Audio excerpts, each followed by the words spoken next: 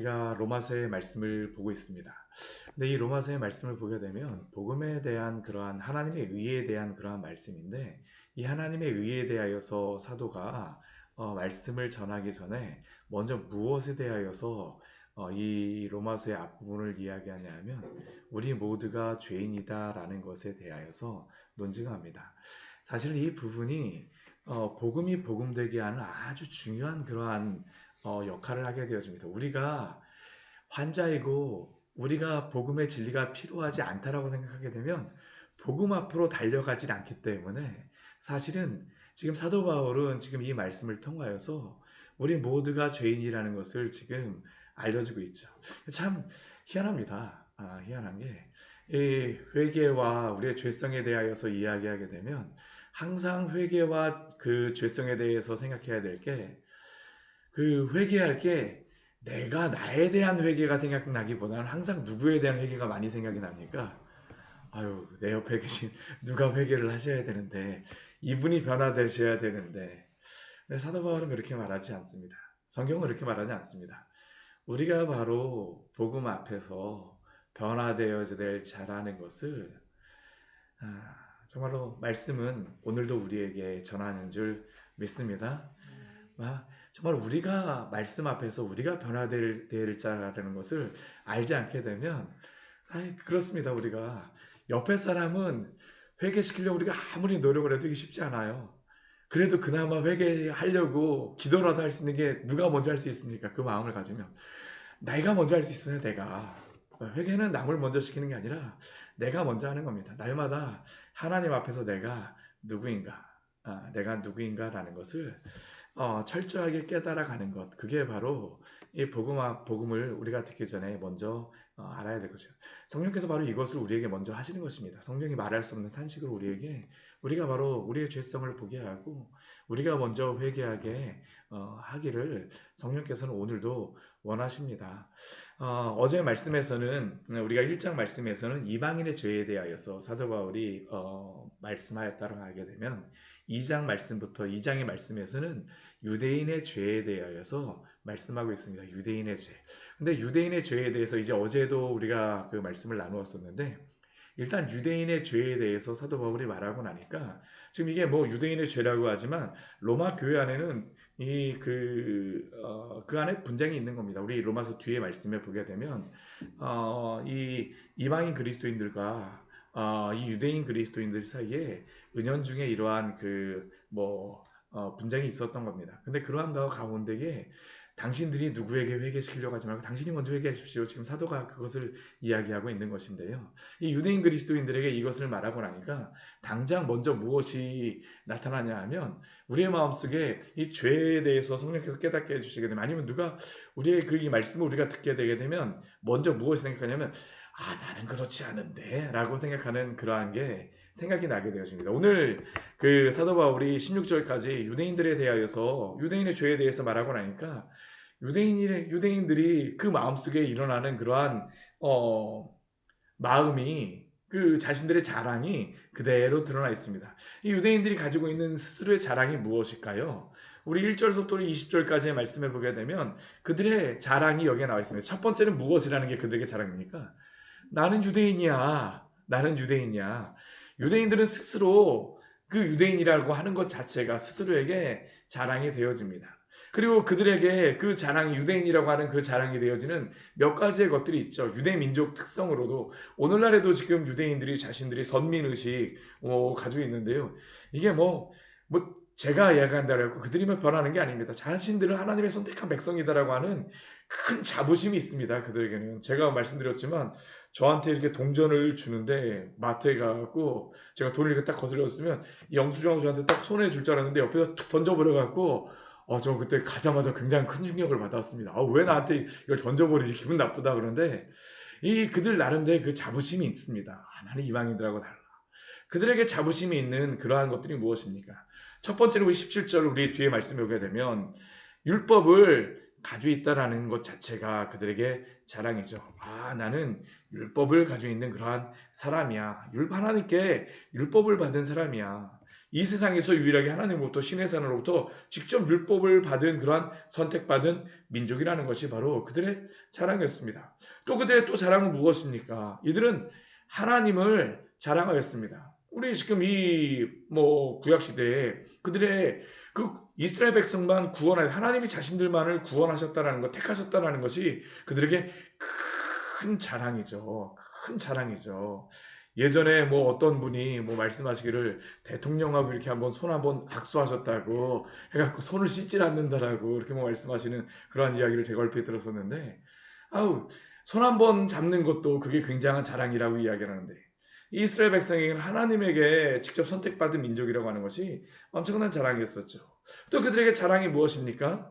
율법의 교훈을 받았다라는 것이 그들의 자랑입니다. 그 율법에 대하여서 많이 배웠다라는 것, 율법의 지식을 많이 가졌다라고 하는 것, 그게 그들의 자랑이라는 것이죠.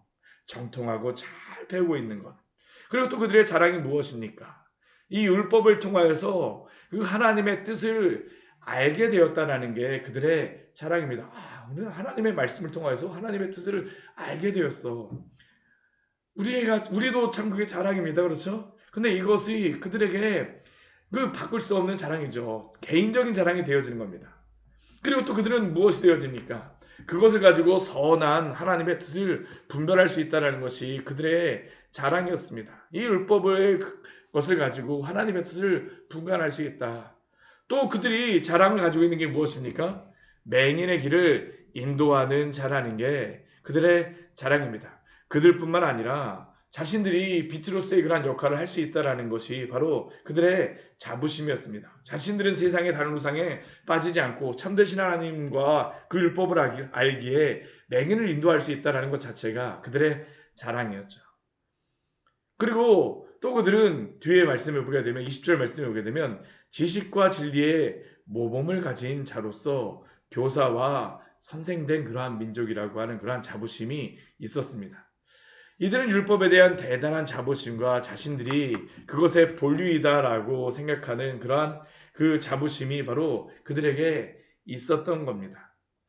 실제로 이들이 가지고 있는 이러한 자부심과 하나님에 대한 지식, 율법에 대한 지식은 이들이 자부심을 가질 만한 것입니다. 저도 이스라엘에 가갖고 이스라엘 땅을 이렇게 둘러보다 보면 그 사람들이 교육을 시키는데 굉장히 부럽더라고요. 해외에서부터 와갖고 그곳에서 곳곳에 다니면서 하나님의 말씀 우리에게 주신 땅이야 하면서 그들에게 가르쳐 주는데, 저도 나름대로 그들의 그러한 것들이 부럽고, 또 그들이 언어도 어떻습니까? 히브리어라고 성경에 쓰여진 구약의 언어가 그들의 언어라고 하는 것 자체가 그들에게는 큰 자부심을 가질 만한 겁니다. 실제로 다 자부심을 가질 만한 겁니다. 그런데 이것 자체가 문제라고 하기보다는 그들에게 있는 사도 바울이 말하는 유대인들에게 문제가 무엇이었을까요? 우리 21절 말씀에 보게 되면 분명히 이렇게 말하죠. 우리 21절 말씀 같이 한번 읽어볼까요? 그러면 다른 사람을 가르치는 내가 내 자신은 가르치지 아니하느냐? 도둑질하지 말라 선포하는 내가 도둑질하느냐? 그들의 문제가 무엇이라고 사도 바울이 우리에게 말씀하고 있습니까? 그들이 율법을 소유하지 않고 또한 하나님에 대한 그 지식이 그들에게 전하여지지 않았다라는 것이 문제가 아니라, 그들이 가졌다라는 것이 문제가 아니라, 이들은 그런 것들을 가졌을지는 모르지만 그들이 그것을 알므로 말미암아 하나님의 말씀을 스스로에게 가르치고 순종하지 않는다라고 하는 것이 바로 그들의 문제라는 겁니다. 자신들에게는 가르치지 아니하였습니다. 즉 이들은 율법을 물리적으로 역사적으로 소유하였을지 모르지만, 그러나 그들은 그 율법의 말씀에 순종하지 않고 굴복하지 아니하였습니다. 이게 그들의 문제이죠.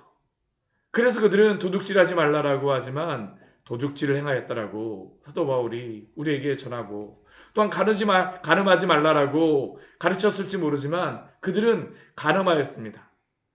또한 이들은 우상 숭배를 가진 여기서 우상 숭배하지 말라고 하였지만 그들이 신전의 물건을 도둑질하였다라고 말하고 있습니다.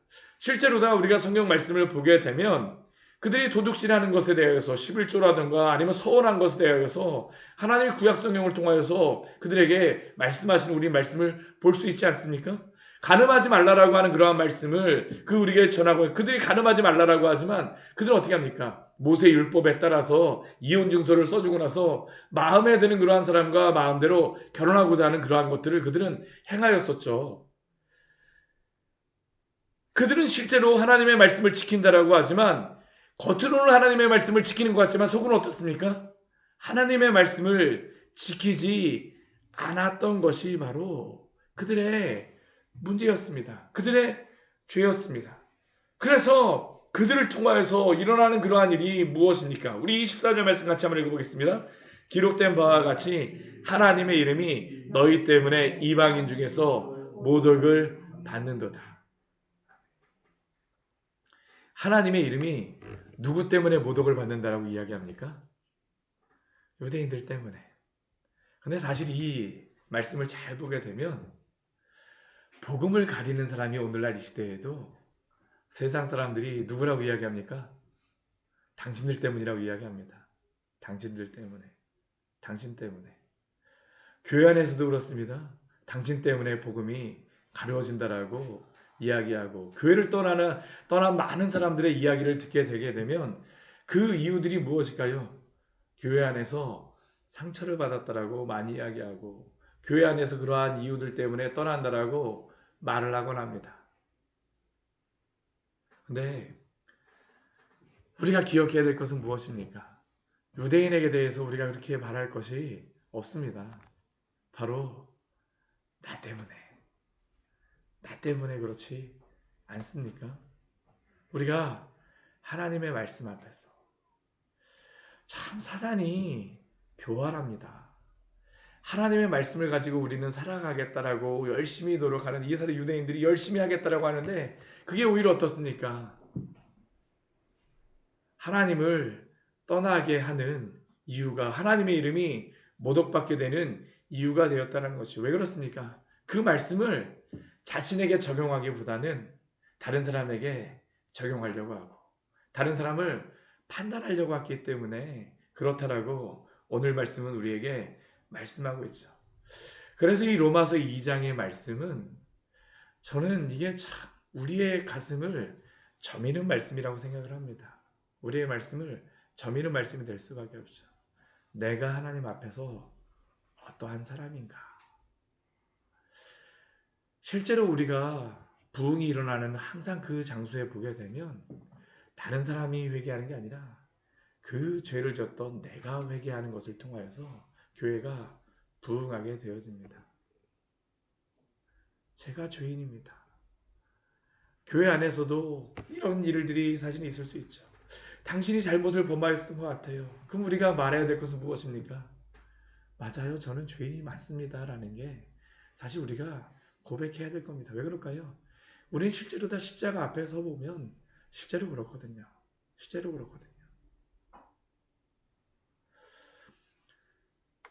그 뒤에 말씀에 보게 되면 계속적으로 우리에게 말씀하고 있죠. 이 말을 들은 유대인들은 또 무엇을 할까요? 저는 그렇지 않다라고 또 이야기합니다. 왜 그들은 그렇지 않다라고 이야기합니까? 할례라고 하는 큰 무기가 있는 겁니다. 우리 그 25절 말씀 같이 한번 읽어보겠습니다. 내가 할례를 행하면 할례가 유익하나 만일 율법을 범하면 내 할례는 무할례가 되느니라. 아멘. 사도 바울은 그 율법을 행하면 할례가 유익하나, 할례 자체를 부인하고 말하고 있는 것은 아닙니다. 뭐 어떠한 율법의 어떠한 것을 부인하는 것은 아니죠. 지금 유대인들에게 이것을 하지 말라라고 하는 것은 아닙니다. 그러나 그들이 할례를 행한다라고 하면서 율법을 범하게 되면 그 할례 자체가 무엇이 되는 것과 같다라는 겁니까? 무할례가 되는 것과 같다라고 말하고 있죠. 오히려 무할례자가 율법을 지키게 되면 그 무할례를 할례와 같이 여겨야 될 것이 아니냐라고 지금 유대인 그리스도인들에게 질문하고 있는 겁니다. 우리가 하나님의 말씀을 지키고 그리스도인들이라고 하지만 나는 세례를 받았어요. 나는 직분이 무엇이에요? 라고 이야기하지만 실제로 우리가 하나님의 말씀을 지키지 않는다라고 하게 되면 그 말씀이 어떻게 된다는 겁니까? 아무런 의미가 없게 되어지는 것과 같다라고 우리에게 말씀하고 있습니다. 우리 28절 말씀, 우리 29절 말씀 같이 한번 읽어볼까요? 무릇 표면적 유대인이 유대인이 아니요 표면적 육신의 할례가 할례가 아니니라. 오직 이면적 유대인이 유대인이며 할례는 마음에 할지니 영에 있고 율법 조문에 있지 아니한 것이라. 그 칭찬이 사람에게서가 아니요 다만 하나님에게서니라. 아멘. 우리 유대인들은 오늘 말씀해 보게 되면 여러 가지 자랑이 나옵니다. 나는 이것도 있고 저것도 있고 유대인이고 율법도 가지고 하나님의 선택된 백성이며 율법의 교훈을 열심히 그 말씀의 훈련을 받고 맹인의 길을 인도하는 자로서 내가 이러한 위치에 있고 또한 율법의 지식과 모본을 가진 자로서 가지고 있고 그리고 육체의 흔적으로 우리들은 무엇을 가지고 있습니까?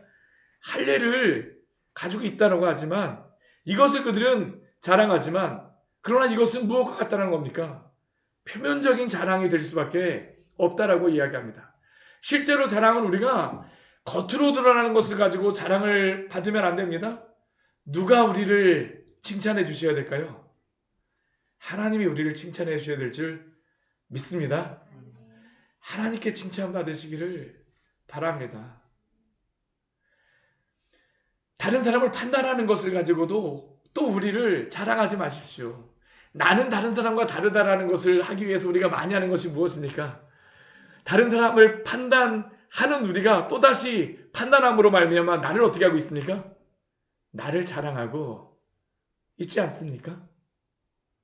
그러나 그 칭찬은 다른 사람과 다르다라는 것을 내가 말함으로 말미암아 내가 무엇을 가졌다라는 것으로서 자랑함으로 말미암아가 아니라 그 칭찬은 오직 하나님께로부터 오는 줄 믿습니다. 우리의 의는 오직 예수 그리스도로부터만 나오게 됩니다. 그래서 우리가 이러한 것들을 하나님의 말씀을 따라서 다 행하고 나도 우리가 순종하고 나도 우리는 단지 무엇이라고만 이야기할까요? 하나님이 하셨습니다. 라는 고백을 할 수밖에 없습니다. 그것조차도 사실은 우리가 할 필요도 없죠. 주님이 그냥 우리를 사용하신 것입니다. 오늘도 주님 앞에 이렇게 사용되어지기를 축원합니다. 우리는 우리의 자랑이 아니라 주님이 우리를 구원하신 것이 주님이 우리를 붙잡아 주신 것이 자랑입니다. 오늘도 은혜로다 살아가는 것이 바로 우리의 큰 자랑이라기보다는 큰 기쁨이요. 오늘의 또한 삶의 원동력이 되어지기를 원합니다. 같이 기도하도록 하겠습니다. 하나님 아버지 오늘 말씀을 통하여서